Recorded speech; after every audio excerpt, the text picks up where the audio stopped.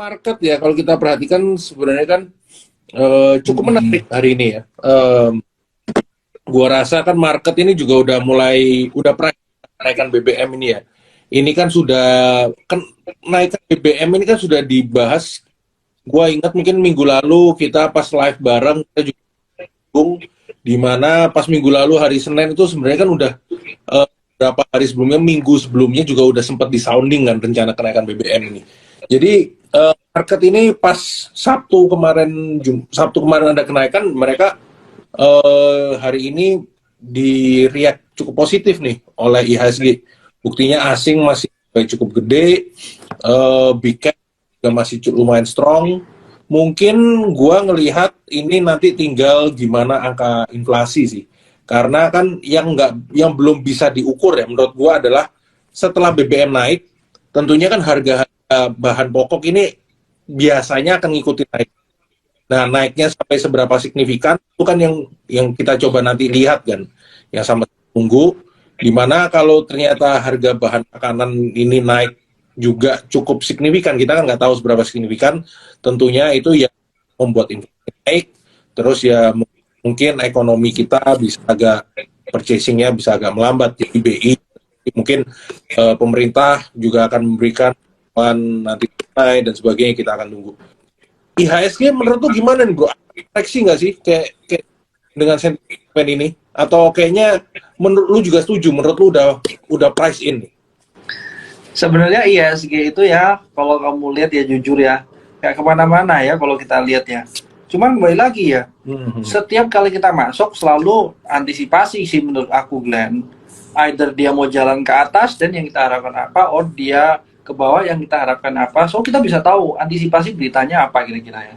Nah, kalau dari IHSG ya arahnya masih kan di sini kurang lebih ya, naik turun di sini ya Glenn ya. Tidak secepat waktu dia berangkat dari berapa tuh, dari 6.800 something, 6.705. Dia cepat banget kan. Nah, untuk sekarang ya kembali lagi ya Glenn ya. Ini mungkin terkesan mengulang-ulang Glenn ya. Cuman kalau lu lihat Glenn, setiap bulan September ini kan lumayan kelabu ya. Nah, kembali lagi, kalau di market itu nggak ada September ceria. Bukan nggak ada sih, mostly nggak begitu ceria ya. Tapi kembali lagi, lu lihat IHSG ini sebenarnya yang drive apa sih barang-barang yang big caps ya Glenn ya. Oke, sekarang kita lihat deh. Hari gini yang naik big caps apa aja? Ya, itu poin nomor satu. Yang kedua, hari gini barang apa yang tidak termasuk big caps tapi naik? Nah, kalau dari sini sebenarnya ada clue nih, Glenn. Berarti yang kita cari barang-barangnya seperti apa itu Glenn ya. Nah, kalau kita lihat ya, market itu biasanya selalu berjalan dahulu Glenn. Ya, selalu berjalan dahulu daripada kita bicara soal fundamentalnya Glenn. Makanya kalau semuanya sekarang ya, menurut gue fundamental ada yang bagus, ada rata-rata pada bagus pun belum tentu jalan. Nah, lebih baik kita ikutin flow-nya Glenn. Apa yang lagi liquid atau apa yang market lagi suka. Mungkin kalau untuk market yang let's say kita bicara kalau untuk September ini kita nggak begitu optimis ya, jalan bagus naik ke atas, dan fokus kita adalah barang-barang yang titik-titik gitu. Nah, itu sih mungkin plan gedenya. Nah, bicara untuk IHSG sendiri ya, sebenarnya kalau kamu lihat ke kiri tuh ya, ada resisten. So, kira-kira apa sih yang dipikirkan orang yang pernah beli di ujung waktu resisten? Ya, harga sekarang mungkin buat mereka udah yang nyangkut mungkin take profit ya Glenn ya. Nah, yang ngambil dari bawah mungkin masih ngambil mungkin masih optimis ya. Tapi sekarang coba aja, kenapa sih kok IHSG ini geraknya di situ-situ doang ya Glenn ya?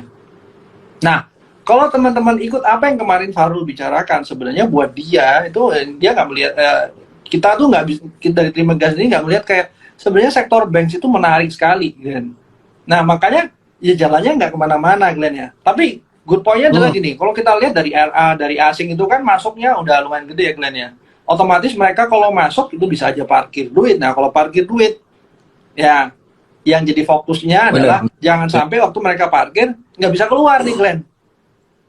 Oke, nah kalau dari sini, kalau mereka tujuannya adalah supaya ya bisa masuk gampang, keluar masuk gampang, otomatis ya barang-barang yang big caps ya, Glenn. Barusan nanti kalau ada flow tambahan, Iya, atau iya. masukin di bawah big caps Agree. apa Kalau itu tadi mungkin lu yang ngomongin menurut big aku caps sih nih, kayak gitu sebenarnya ya. kan kita waktu itu sempat singgung big caps yang pergerakannya lumayan menarik itu BRI nih bro, kan BRI ini dari sisi teknikalnya juga oke nih ya.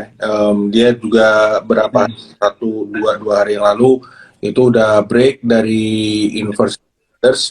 Hari ini asing masih buy di BRI Bank 500 bio nih. Jadi kayaknya memang kayak yang lu bilang, kan market kita itu sekarang kalau asingnya itu yang mendominasi kayak sebulanan terakhir kan adalah passive fund kan. Mereka terlalu pusingin, wah gue mesti gini gitu. Yang penting yang Hmm. disikat duluan, yang dibeli duluan adalah yang paling liquid, yang big caps-nya dulu, yang top 5 holdingnya MSCI dulu. Makanya asing seminggu, semingguan, sebulanan ini belinya kayak BRI, BCA, Telkom, ya nama-nama gede itu. Nah mungkin kayak kalau bagi teman-teman retail kayak sebenarnya kan ngeliatin menurut lu gimana sih kayak kalau asingnya begini mending tradingnya di big cap sekalian apa kayak Sebenarnya nggak juga, Glenn. Selalu ada leading sama lagged. Selalu ada leading sama lagged. ya, Nah, kalau kita udah tahu leading, ya cari laggednya apa gitu, Glenn. Nah, sekarang ya, kalau kamu lihat ya leading, halo Bernard, Bernard kalau mau join ya. sih, welcome. Bernard mau join, mau request sih. Nah, anyway, Glenn, kalau leading sama Hmm, lagged ya, Glenn. Ya, kalau kemarin kamu lihat dari BBCA udah tutup gap, BMR tutup gap. Berarti sekarang mana yang belum tutup gap ya? Kalau gue lihat ya memang BBRI belum tutup ya gap. Which is gapnya kurang lebih di area 4760 sampai 4870 something ya. kurang cepat kayak itu Nah, kurang tidur. enggak, bukan kurang tidur, cuman pencahayaannya kurang kali.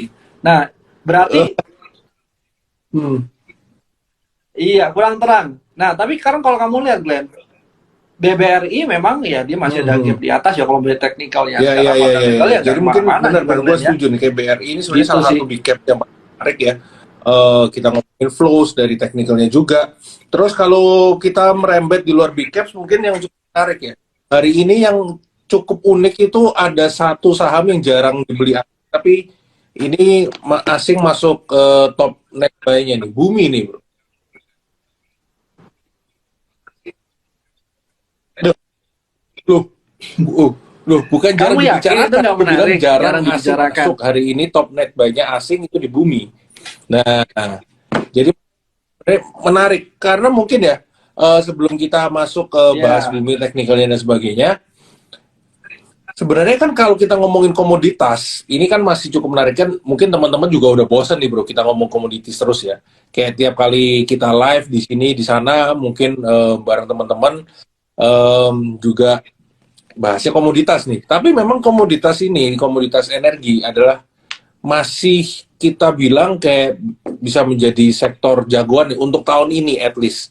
Karena kan baik lagi krisis energi, terus tadi dikabarin juga baru ada news kan kayak untuk harga natural gasnya di Eropa kembali naik lagi nih.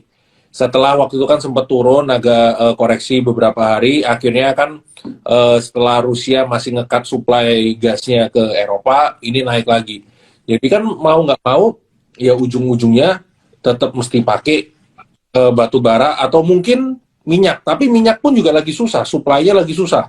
Terus ditambah lagi OPEC kemarin itu baru bilang, wah ini kayaknya belum balik nih untuk demand-nya. Jadi mereka bersiap-siap untuk ngekat supply malah. Ya, jadi menurut gua komoditis masih menarik. Kita invite juga ini kok Bernard nih. Jadi kita ngobrol-ngobrol bertiga santai. Mana nih belum diasap nih bro. Nah, Kalau kalau ini bukan bapaknya nah bro, ini ini engkomnya bapaknya ini bro. Bumi ya. lu kita lanjut Glenn. Nah, iya jadi menurut gua kayak story-nya mungkin ya teman-teman tadi gue bilang ya, teman-teman mungkin udah bosen, cuman just to remind ya sebenarnya komoditis ini sampai tahun ini komoditas energi ya masih menarik banget. Mau itu dari bumi, Adaro tadi juga udah nyentuh tutupan 4.000 berapa tuh. Ya jadi menurut gua sih masih menjagokan komoditis ya coal lah untuk tahun ini. Menurut lu gimana kok? Ya, ini sama ya. Jadi aku memang masih hold beberapa emiten coal dan memang kan waktu awal di bulan Juni Juli itu kan ada ngomong kemungkinan coal akan ada less run di bulan 10-11 karena bulan kan China buka funding untuk coal. Dengan China buka funding di coal dan alat berat yang sekarang inden bla bla bla harusnya ditransmit menjadi produksi, itu kan at least butuh waktu 3-6 bulan. Which is bulan 11 mereka udah ada kenaikan produksi.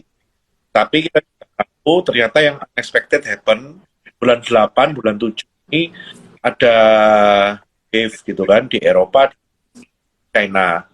Otomatis coal shortage sehingga coal sekarang berada kembali break all time high lagi ya di level 450.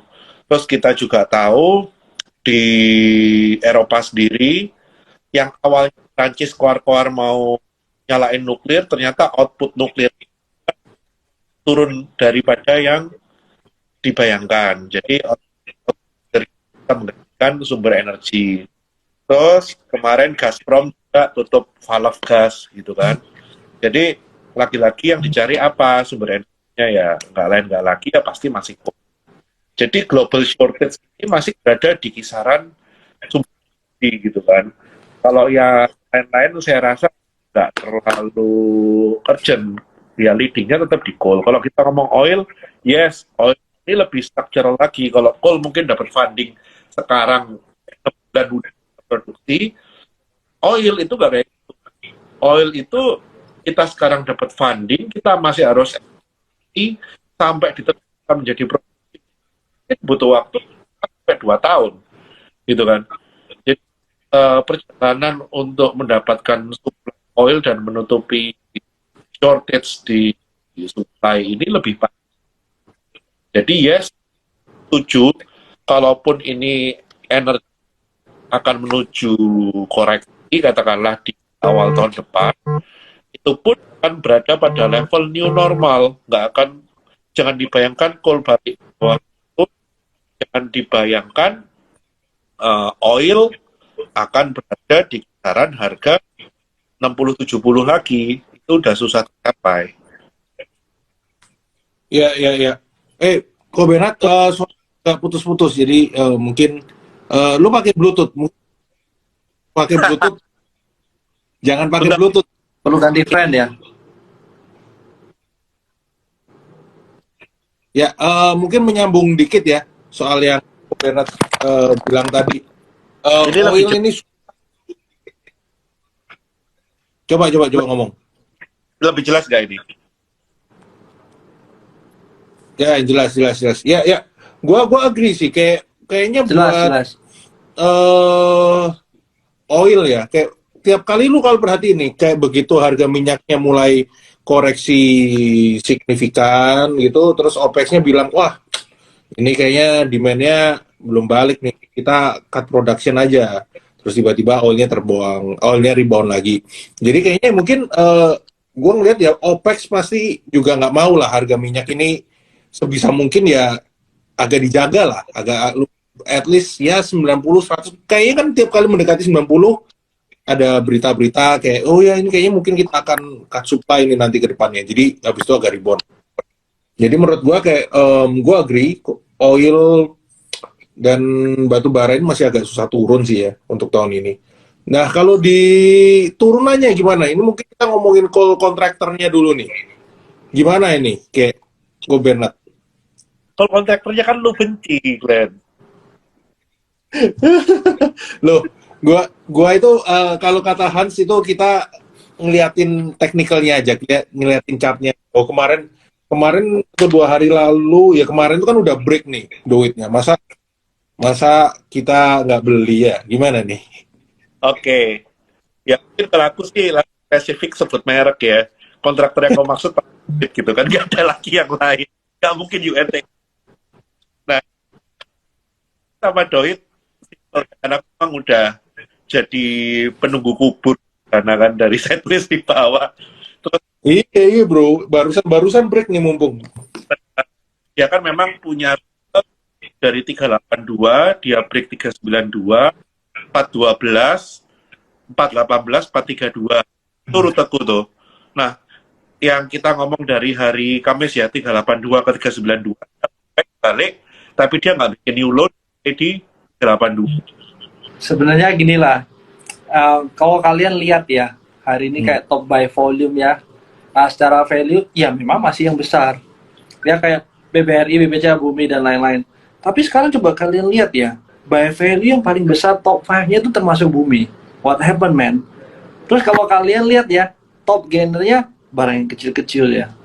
So, ini sebenarnya marketnya ada rada anomali ya, barangnya naik, tapi yang buat naik ini apakah barang-barang yang LQ45 atau barang yang kecil-kecil ini nih. Nah, sekarang kalau dilihat, coba itu Bumi ya. Ya, kenapa kok Bumi naik? Ya, kalau aku rasa kalau teman-teman yang masuk Bumi, ya reasonnya bisa satu karena memang ada turnaround story. Ya, terus kalau dilihat juga, kalau dari awal tahun itu kan sebenarnya orang yang bullish ke komoditi kan dikit banget ya. Mungkin salah satunya September nih bro. Anyway, ini bulan apa sih? Ya. September. Berarti habis September ini dekat-dekat winter ya. Kalau kamu lihat yang namanya coal ini dari awal tahun sampai sekarang nih Glenn, memang benar-benar structural. So apapun yang berbau sama komoditi ya, aku rasa ya jadi menarik ya. Mau kontraktornya, mau tambangnya sendiri, ya semuanya pasti akan ada dampaknya ya. Apalagi yang coal ya, mungkin kayak gitu sih Glenn. Nah tinggal coal ini pemilihannya apa? Apakah barang yang memang lagi turnaround story, atau ada yang M&A, atau ada isu, otomatis itu yang lebih seksi sih aku rasa ya. Kayak Doit yang tadi si Bernard bicara, itu sebenarnya waktu kemarin yang orang-orang pada takut Doit. Lah, justru malah kita ini melihat menarik, karena sebenarnya dari pergerakannya dia, itu nggak seperti mau turun ya Glenn ya. Walaupun orang ngomong, ya governance-nya nggak begitu bagus, tapi terbukti, ya barangnya nggak kemana-mana waktu turun. Even malah barang ini malah terjaga di sini. Nah, enaknya apalagi mungkin orang waktu buang, kita bisa melihat yang murah. Itu berarti ya Doit ini kita kan tinggal nunggu aja. Sebenarnya kalau dari data operasionalnya kan oke nih. Ya kan dari data operasional oke, ya semoga nanti result. Ya kan balik lagi nih, mereka kan bilang kayak di second half harusnya membaik. Ya ini kita di Q3 kalau membaik sih menurut gua kan angin masih berhembus untuk positif di call ya, jadi mestinya sih should be okay sih menurut gue ya. Semoga tidak terulang yang aneh-aneh aja. Dia kan lagi sering kasih report ya, report tiap bulan tentang kupang berapa, growth-nya berapa gitu-gitu kan. Dari itu aja kita udah bisa tarik kesimpulan kan. Harusnya sih Q3 ini kan kurang sabar nih. Dari report dari bulan Juli Agustus harusnya Q3 akan jauh lebih baik daripada Q2-nya. Jadi menurutku harusnya sih risknya inline.